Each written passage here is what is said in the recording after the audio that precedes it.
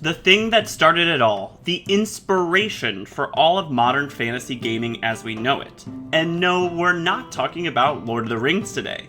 Instead, we're talking about Dungeons & Dragons, a franchise that has spawned movies, novels, and has even been accused of summoning demons. Dungeons & Dragons has a rich history full of information to cover. I'm RPGMD, and whether you're a longtime fan who's played the game all the way back since first edition, or someone who's yet to sit down at the table for their first session, we've got you covered with 107 facts you should know about Dungeons & Dragons. Fact 1. Dungeons & Dragons' origins dates all the way back to the year 1969, when Gary Gygax met Dave Anderson at the second ever Gen Con, and the two expressed interest in working together to design game rules. Fact 2. Dungeons & Dragons was actually originally produced as a supplement to one of Gygax's other games, Chainmail, a medieval miniature battle game. Dave Aronson used Chainmail as a rules for his Blackmoor fantasy campaign, situated in the Great Kingdom, and included forays into dungeons of monsters and treasures that would later inspire Dungeons & Dragons. Fact 3. Dungeons & Dragons was first introduced to the public in 1974 as 3 booklets shipping in a wood grain colored cardboard box. These included Men and Magic, Monsters and Treasure, and Underworld and Wilderness Adventures, and within 11 months, the entire hand-assembled print run of 1,000 games sold out. Fact 4.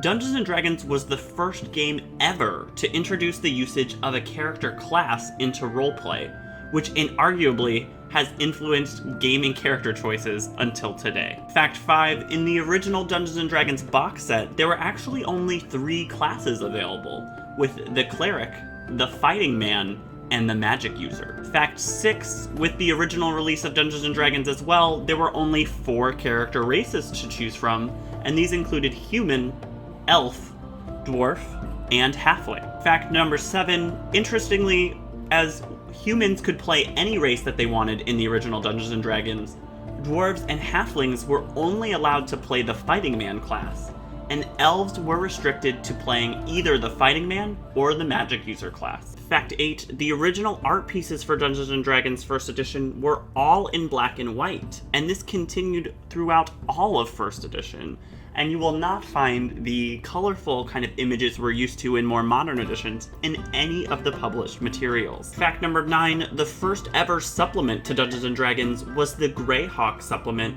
released in 1975, that details the world created by Dave Aronson. Fact number 10, with the release of the Greyhawk setting came the first ever Thief character class, and the first ever subclass in the form of the Paladin, a new option for the Fighting Man class. Fact number 11, the first ever published adventure module was played at the Origins convention as part of a major Dungeons & Dragons tournament in 1975, and this would later be published to everyone as the Tomb of Horrors. Fact number 12, in 1976, the first professional magazine devoted to fantasy and science fiction gaming is published, titled The Dragon Magazine, which begins a bi-monthly publication that started in June of that year and continued to produce monthly editions for decades, with a sister magazine called Dungeon releasing alongside of it in later years. Fact number 13, Dragon Magazine continued up until the year 2015, with its final release being issue number 430. Now, the magazine didn't stop entirely at that point, but instead was rebranded Dragon Plus Magazine, an online supplement only that continues to be published till this day. Fact number 14, when looking back at older editions of Dungeons & Dragons, you may find yourself confused by the title Advanced Dungeons & Dragons being found on the cover, and wonder, are your games just not as advanced as they were back in the 20th century?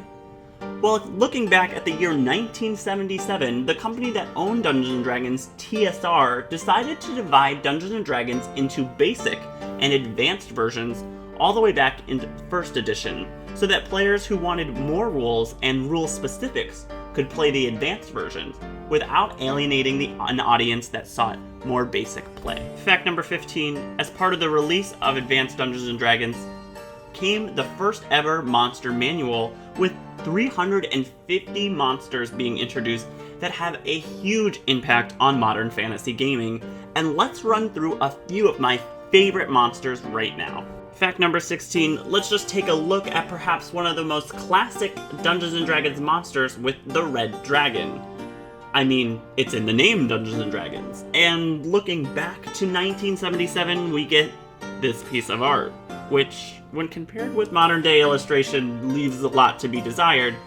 However, looking at the descriptions here, each of the dragon kind aspects remain consistent to this day, including characteristic wings found on copper dragons, horns on black dragons, etc. Fact number 17, readers of the classic monster manual may also be surprised to find many of the modern day big bad end bosses of entire campaigns inside as well, such as the very first stat blocks for things such as the Demigorgon, Orcus, and Tiamat.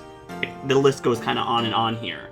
And can you imagine if one book introduced this many iconic Dungeons & Dragons monsters at once today? It would be insane. Fact number 18, while not really a fact, I just had to show off some more art from this monster manual because it's simply too good not to show you guys, such as this Mind Flayer casting a spell on the party, this original depiction of an owlbear, or just these weird larvae with faces. Fact number 19, the original Dungeon Master's Guide and the original Player's Handbook ever were both released as rules for only the advanced version of Dungeons & Dragons, all the way back in 1978, and were the last core books produced before the release of 2nd edition. Fact number 20, probably one of the most well-remembered aspects of Advanced Dungeons & Dragons compared to modern Dungeons & Dragons is the concept known as THAC0, or to hit armor class 0. What we typically think of as just armor class today was a bit more complex in these older editions. In this older rule system, armor class would start at 10 for any unarmored person, and rather than go up, armor would decrease this value until it reached 0, and then even go into the negatives. This 2-hit number was determined by referencing the attacker's class and level against the defending's armor class to determine what one would need to hit.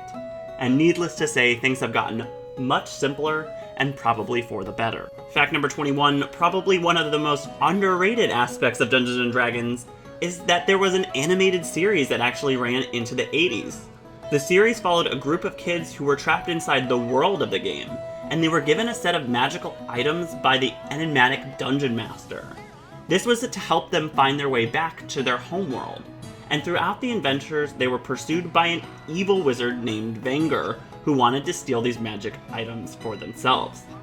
Perhaps the most remembered episode of the show was actually one that the producers got in trouble with, because it was titled The Dragon's Graveyard.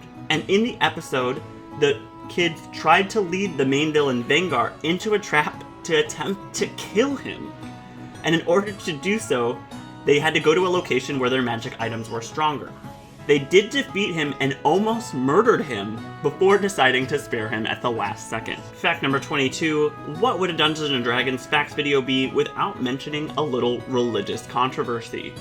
As the game got bigger in the 1980s, more and more media outlets began to focus on it, and as it became mainstream, it even started appearing in films such as E.T., garnering even more public attention. Fact number 23, with its newfound spotlight, Dungeons & Dragons became a very easy blaming point for many crimes, the first of which was the disappearance of 16-year-old James Dallas Egbert III, who attempted suicide in the utility tunnels beneath Michigan State University, and then when was unsuccessful, hid at a friend's house for a month. The family, in an attempt to find him, hired a private investigator who, while knowing nothing about Dungeons & Dragons, speculated that Egbert had gotten lost in the steam tunnels as part of a live-action role-playing game, at which the press reported as a fact. Fact number 24, unfortunately this incident started a multitude of other media outlets tying role-playing games and mental instability together, such as the 1981 book called Mazes and Monsters, that basically retold the Egbert case as it happened, only exactly as the media described it, with role-playing games kind of leading to this root cause. This later became a television movie starring Tom Hanks, and led many to believe that a player might experience a psychotic episode or lose touch with reality during role-playing sessions. Fact number 25, the next kind of series in Dungeons & Dragons controversy was Patricia Pooling, an anti-occult campaigner from Virginia who founded an entire anti-Dungeons & Dragons organization called Bothered About Dungeons & Dragons, or BAD for short. Her hatred for the game sparked from her own son's suicide, who was an avid Dungeons & Dragons player, and she claimed that Dungeons & Dragons had placed a curse upon her son shortly before his death. Her advocacy mostly focused on how Dungeons & Dragons was encouraging Satanism, rape, and suicide, among many other immoral practices, none of which were ever proven scientifically.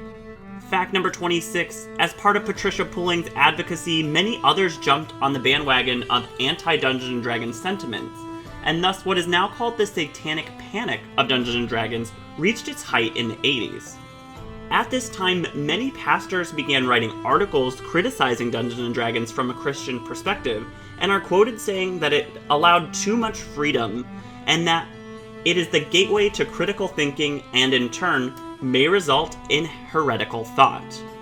What a terrifying notion. Fact number 27, these reports got so ridiculous that these priests claimed that they used to be sorcerers who were approached by makers of Dungeons & Dragons to ensure that their satanic rituals were authentic, and claimed that the game was capable of conjuring malevolent demons and producing real-world effects.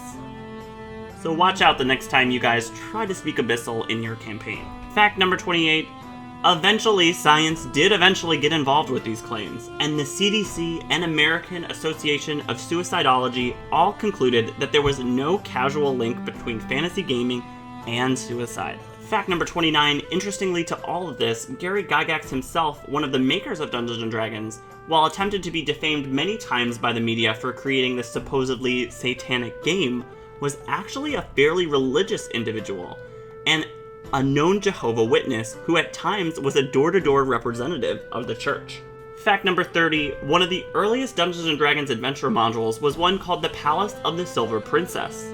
This module was most notable for the fact that it was recalled from shelves almost immediately, and while the adventure content wasn't really anything special, just kind of a romp through an abandoned palace, what it was recalled for was an illustration found on page 9 of the book, which depicted a woman who is hung by the ceiling from her hair. She is trapped in a torture dungeon and surrounded by small monsters, who are tearing off pieces of her clothes from her body.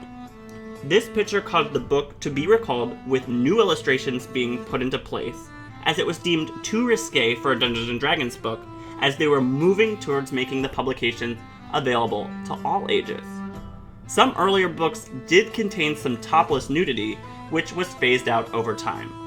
But let's get back to talking about dragons, yeah? Fact number 31, 1987 was the year the Forgotten Realms campaign setting was released into Dungeons & Dragons by its author Ed Greenwood, who first got recognized by TSR as the author after submitting a series of short articles detailing the setting in Dragon magazine. This would later become the largest Dungeons & Dragons campaign setting in our modern day. Fact number 32, when approached by TSR on elaborating the setting to make it a ready-to-play in game space for Dungeons & Dragons, Greenwood was asked if you just make this stuff up as you go, or do you really just have a huge campaign world? To which Greenwood simply answered yes to both questions, like any true dungeon master. Fact number 33, Ed Greenwood actually sold all the rights to the Forgotten Realms for a token fee, which he flat out states did not make him rich.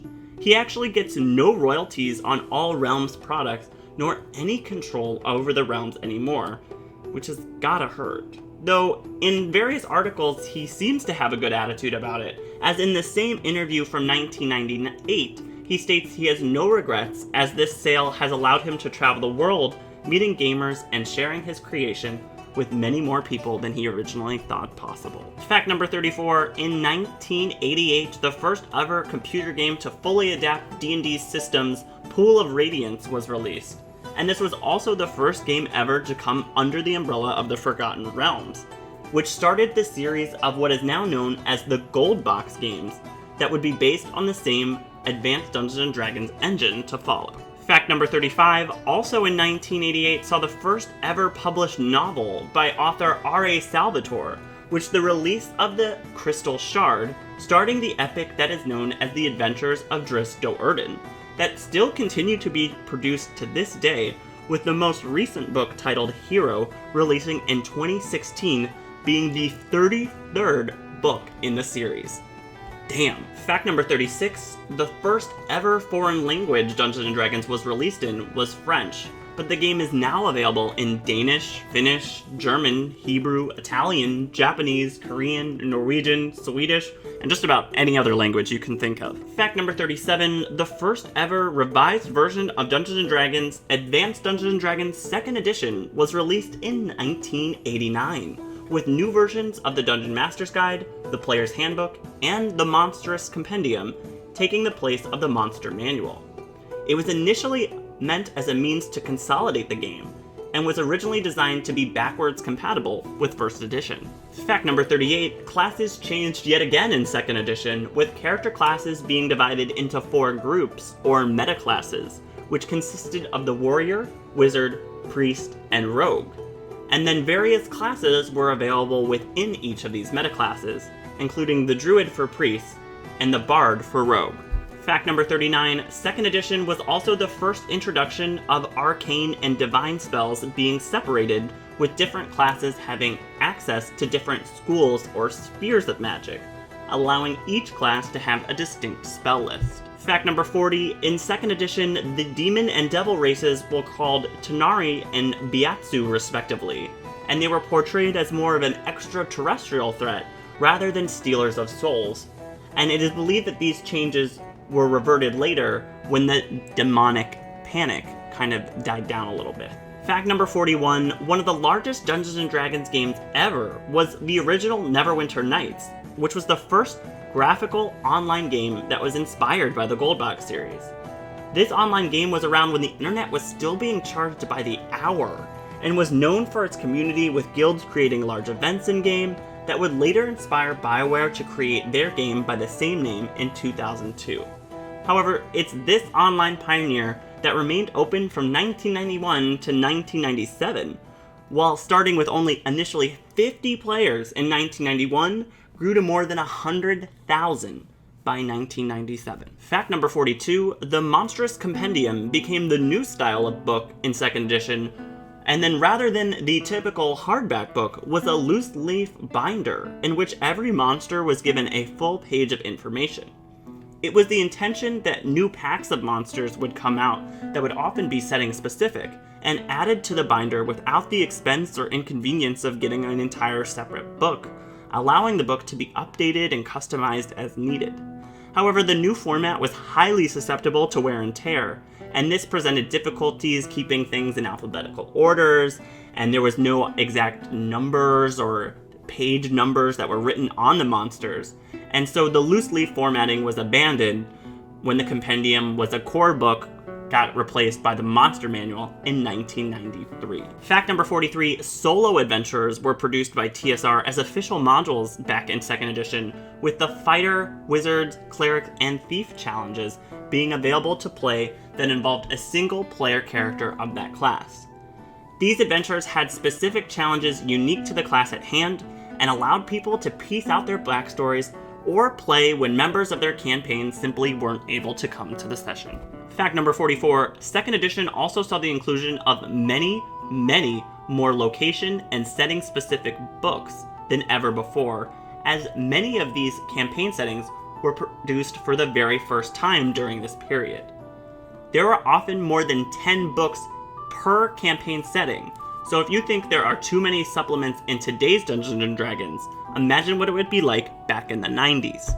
Fact number 45, the largest campaign setting ever, even back in 2nd edition, was the Forgotten Realms, with more than 100 different supplements being released for the setting, including entire books dedicated to less well-known cities such as Kalimport and Tethir, to campaign setting specific player's guides, etc. Fact number 46, in 1997, the company that had owned Dungeons & Dragons to this point, TSR, was purchased by Wizards of the Coast, who continue to own Dungeons & Dragons to this day.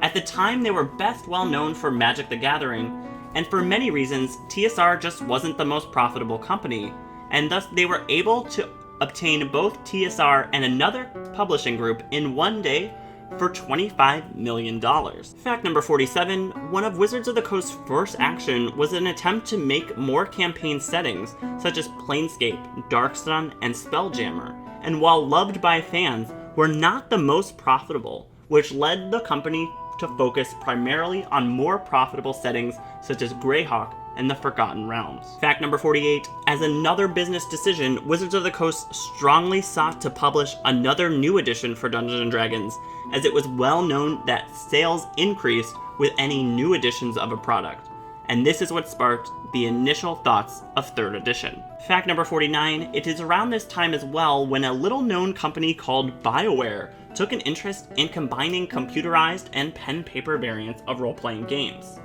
This company was actually being run by 3 practicing Canadian physicians at the time who continued to practice medicine during Baldur's Gate development.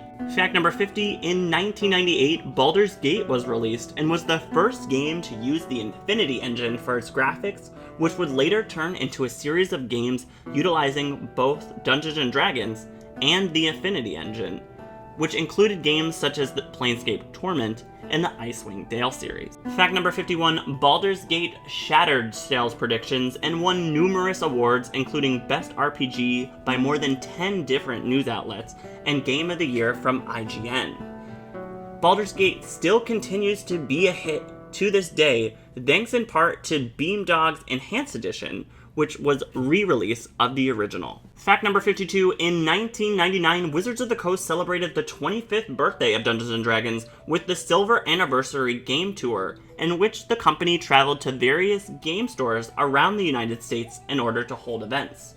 With this, they also released special silver editions of previously released 2nd edition content just before the next edition was released in the following year. Fact number 53, the Githyanki were actually created by a man named Charles Stross when he submitted them for publication in White Dwarf magazine, and were extremely well received by fans. They were added to the themed folio, which has been part of every single edition of Dungeons & Dragons since. What Charles Stross did not tell anyone is that he actually took the name Githyanki from the novel Dying of the Light, which was written by no other than George R.R. Martin, the creator of A Song of Ice and Fire and Game of Thrones. While George R.R. Martin was not aware of the name being used until long after its inclusion in the themed folio, he never sought legal action of any time, and so must be fine with the use of the Githyanki name. Fact number 54, with Wizards of the Coast's new control over the Dungeons & Dragons license, 3rd edition was released to the new millennium in the year 2000s, with new versions of the Player's Handbook, Dungeon Master's Guide, and Monster Manual all releasing at the same time. With this, Wizards also dropped the advanced title from the name, more or less stopping the separation between the basic and advanced versions of the series. And with this, 3rd edition was the largest revisions of the Dungeons & Dragons rules to date. Fact number 55, 3rd edition was the first edition to introduce the D20 system, an idea that is now tied so closely with Dungeons & Dragons, it's hard to imagine it without it. This allowed for a lot more unification of the rules and concepts when compared to 1st and 2nd edition, as many parts of the games were governed by vastly different rules and mechanics previously. Fact number 56, with 3rd edition, Wizards also published the Open Game License and was the first systems reference document to allow easier access to people to make their own RPG games, and the industry was forever transformed by opportunities for third-party products based on 3rd edition's core rules. Fact number 37, 3rd edition again expanded on the various classes, foregoing the previous meta class components, and instead launched with 11 distinct base classes to choose from, with the addition of the Barbarian, Monk, Ranger, Sorcerer, Druid, Paladin, and Bard, all to the starting class lineup. Fact number 58, multi-classing, while previously possible in previous editions, required splitting experience up between two classes, and 3rd edition provided a much more fluid experience points per level table to allow much easier access to players looking to multi-class in their campaigns. Fact number 59, further character customization was added to 3rd edition as well, with the introduction of the prestige classes as a type of multi-classing that branches off from a base class rather than multi-classing into 2 base classes together. Prestige classes required a character to meet a number of different prerequisites, such as a number of feats or membership in a certain organization, and thus were often unavailable at level 1. These classes included things such as the Assassin for Rogue, the Hellfire Warlock, the Arcane Trickster, and many, many more, with 737 being my final count across all 3.0 and 3.5 source books, with some repeats definitely occurring there. However, how's that for character customization? Fact number 60, if over 700 prestige classes weren't enough, there were actually over 200 more printed in Dragon Magazine, and while some of these were later published and included in that final 700 number, my head just spins at the thought of balancing any of these. Fact number 61, when Wizards of the Coast bought the rights to Dungeons & Dragons, they embraced the game's reputation by releasing a book that needed a warning on its cover due to objectionable content, and said Satanic Panic be damned with the release of the Book of Vile Darkness that detailed the evilest things that even previous editions were afraid to touch. The Book of Vile Darkness covered subjects like sexual fetishes, though it lists S&M as something only evil people can do. It also deals with the benefits of human sacrifice, the effects of torture, the stats of an incestuous demon lord, and details for classes like the Cancer Mage. Fact number 62, infamously, around the time of the launch of 3rd edition was also when a feature film based on Dungeons & Dragons appeared in theaters, starring Jeremy Irons, and even had Dave Aronson, one of the Dungeons & Dragons initial creators, appear in the film. Fact number 63, the film was a total flop with negative reviews by almost all critics, and the film currently has a score of 10% on Rotten Tomatoes. Fact number 64, blame was passed around regarding what went wrong with the film. However, one of the biggest blames was placed on TSR, who claimed to have rewritten the script multiple times throughout the development and filming process. Fact number 65, despite the negative reviews, the movie actually got a made-for-TV sequel, Wrath of the Dragon God, in 2005, and even a direct-to-DVD 3rd film, The Book of Vile Darkness, in 2012. And if you're wondering, those didn't do well either. Fact number 66, back to video gaming, a Dungeons & Dragons game, Pool of Radiance Myth of Draenor, was released for Windows in 2001. It was poorly received at launch due to its brutal difficulty of gameplay and large number of glitches. Most notably, might be one of the most damaging video gaming glitches of all time, as if you installed Ruins of Myth Draenor straight out of the box without patching it, then you were in for a bad time, as when you uninstalled the game, it would delete system files on your computer, and if you wanted to use that computer again, you would have to reinstall Windows. Fact number 67, the law, neutrality, and chaos system of alignment actually derives from Paul Anderson's 3 Hearts and 3 Lions novels, and it has evolved over the years into the standard that we use today. Fact number 68, did you know? There's a Dungeons & Dragons musical. An Australian group called Tripod took it upon themselves to adapt the game for the stage in the form of a musical, and it follows the tale of 3 adventurers who set out on a quest involving magic and self-discovery.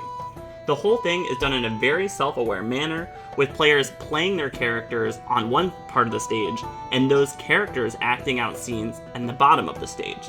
And there are several references to the fact that the story's characters are inside of a game throughout the musical. Fact number 69, in 2003, Dungeons & Dragons The Miniature Game was released, a collectible minigame that started after Chainmail. One of the games that inspired Dungeons & Dragons' creation was cancelled in the same year. Fact number 70, the Dungeons & Dragons miniature game is not like typical Dungeons & Dragons, as it is a war game with 2 armies fighting each other, but does use a streamlined D20 system that makes it unique for games of its type. Fact number 71, these miniatures have actually become collectibles not only for the wargaming game, but for player campaigns as well, giving them dual use and continued popularity to this day. Fact number 72, the Dungeons & Dragons miniature game was actually cancelled in 2011. However, the following year, Dungeon Command, its spiritual successor, was released by Wizards of the Coast. Fact number 73, in 2014, miniatures by Wizards of the Coast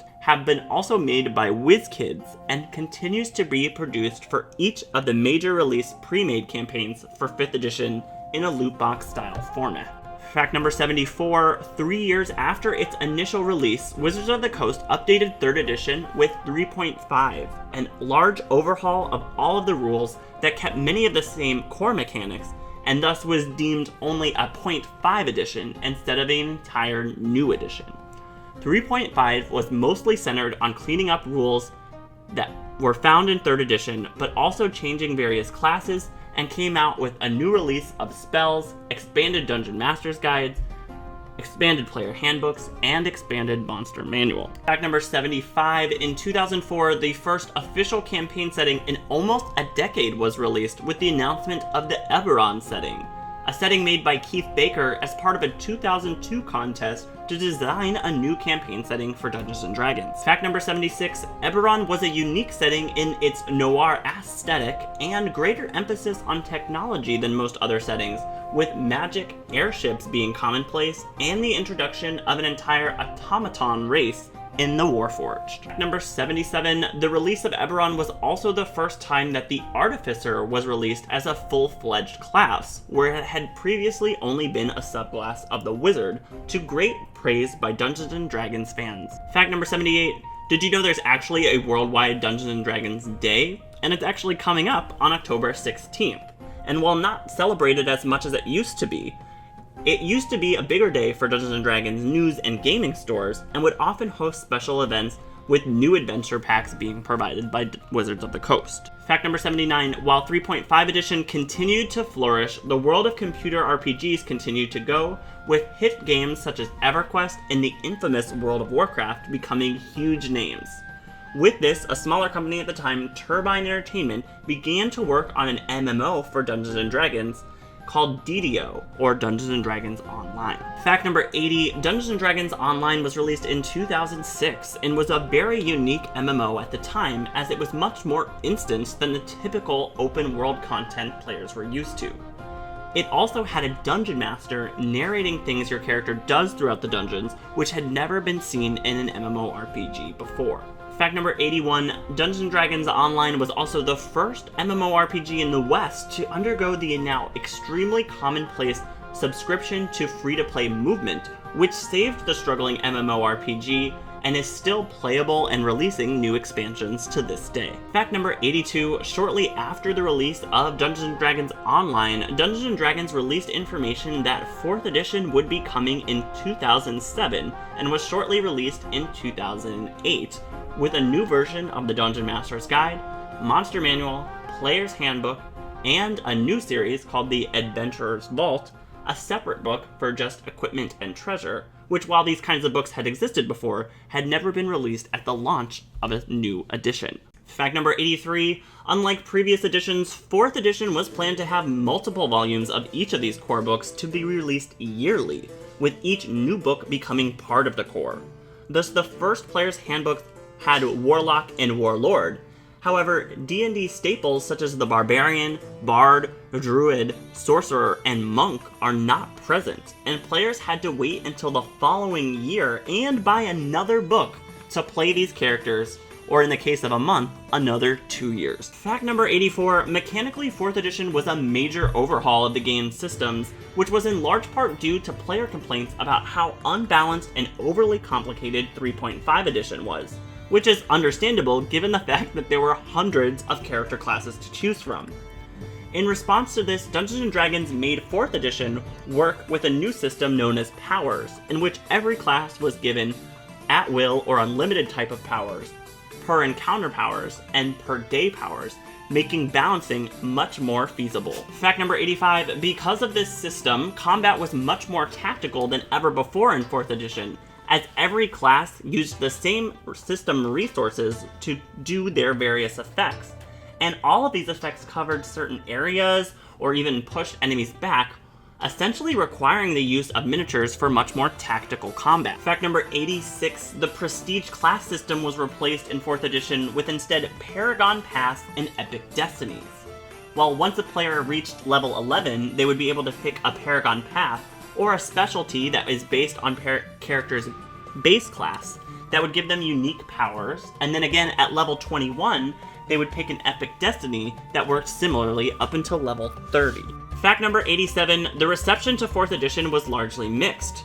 Players were angry with the fact that the new edition had come out so soon after 3.5 with only 5 years between the two editions, and they had felt that they had already invested a large amount of money and not enough time to move on just yet. Players also felt that 4th edition was too video game-like in its attempt to balance out the various classes, and this didn't allow for as much character customization as people were used to in older editions. Understandably, even more characters felt squeezed for cash, as they had to buy multiple core rulebooks where they were used to only buying 3, and even then were left out of staple classes from their original release that characters were used to playing from the get-go. Fact number 88, because of these many player complaints, many players chose to continue playing older editions such as 3.5 and continue to do so to this day.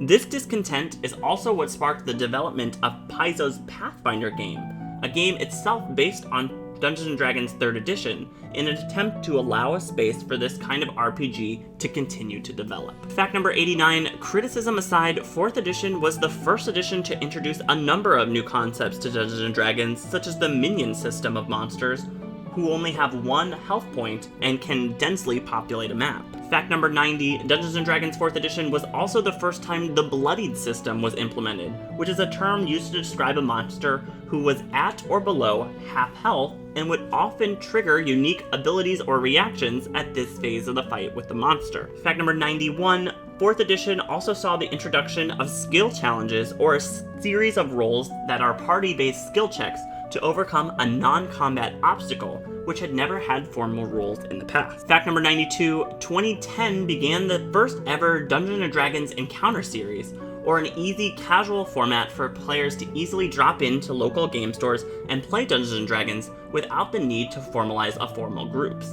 These would often have pre-written adventures sponsored by Wizards of the Coast, with the first ever being Undermountain, Halaster's Lost Apprentice. And these drop-in and play sessions continue to be popular to this day. Fact number 93, did you know there's also a series of Dungeons & Dragons board games that are separate from the role-playing game?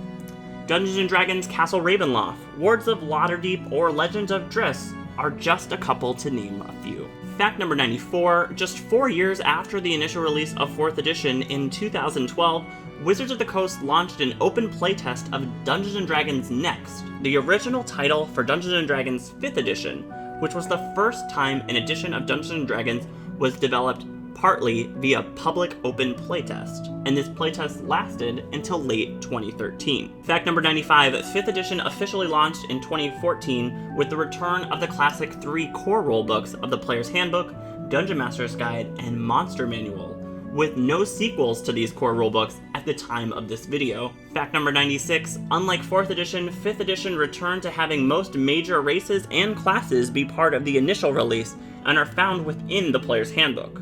The Prestige classes and Paragon Paths were no longer part of class identity, with each class instead having access to various subclasses to choose from that continue to be expanded upon in various supplements and unearthed arcana. Fact number 97, 5th edition draws heavily upon prior editions, but made some major changes in an attempt to streamline gameplay and allow for an easier time playing the game, rather than complex math and rule memorization. Fact number 98, in 5th edition, skills, weapons, items, saving throws, and various other things are now all tied to a single proficiency bonus that increases as their skill level increases, and various bonuses for race, attribute scores, etc. The multiple defense scores were also removed to just have a single defense of armor class and saving throws. And feats, which used to be commonplace, are much less common as they must be taken instead of ability scores. Fact number 99, one of the largest additions to 5th edition was the advantage and disadvantage mechanic that was introduced instead of conditional modifiers that may stack or be situational, with players rolling 2d20s and taking the higher on advantage or lower on disadvantage. Fact number 100, the power systems reverted back to a more traditional feature and spell slots, allowing combat to be somewhat less tactical, though still certainly eventful enough to be played with a full tactical map. Fact number 101, 5th edition has been extremely well received by fans, despite coming out so quickly after the release of 4th edition, as players felt like they still had enough character choice and freedom, but the game was more accessible and easier to get into than ever before. Fact number 102, it is perhaps because it is so accessible that hit streams and podcasts have become more popular for Dungeons & Dragons than ever before, with the release of Critical Role, Acquisitions Incorporated, and many more, with millions of views on YouTube for each episode of some of these podcasts. Fact number 103, Dungeons & Dragons live plays have become so popular that Dungeons & Dragons' biggest events of the years are now known as D&D Live, and often feature prominent D&D celebrities playing a broadcasted game in addition to the announcement of new campaign books and more. Fact number 104, around the same time of 5th edition's launch, Wizards of the Coast began to promote D&D Beyond, an online platform that allows for easy tracking of various books and supplements, your various characters, campaigns, and even encounter builders. Fact number 105, the small print of many Dungeons & Dragons books contains jokes that are missed by most readers, with the description of the cover art on the player's handbook stating that the fire giant is, quote, suffering no fools, and the description of Descent into Avernus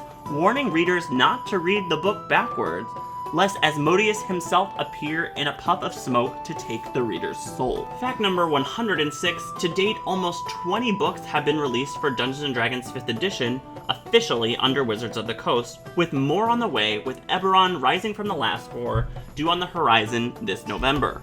And finally, fact 107, under the open game license, the popularity of 5th edition in general has opened entirely new genres, as many individuals have created books under the 5th edition rule set, such as Esper Genesis, an entirely new science fiction world, heavily inspired by 5th edition classes and rules, but complete with hacking, spaceships, and lasers. Thanks for watching our video on 107 facts on Dungeons & Dragons that you should know. Was there a fact you didn't see here that you wanted to hear more about, or maybe you wanted to hear about one edition in particular that I didn't cover enough? Leave a comment down below and let me know. Also, don't forget to leave a like, favorite, and subscribe, and that way you won't miss any more future Dungeons & Dragons content. This channel is full of videos on all things Dungeons & Dragons, and I'll leave you links to all of these in the description and in the video right now. I'm RPGMD, writing you a prescription on all things dice, dragons, and gaming, and I'll be seeing you guys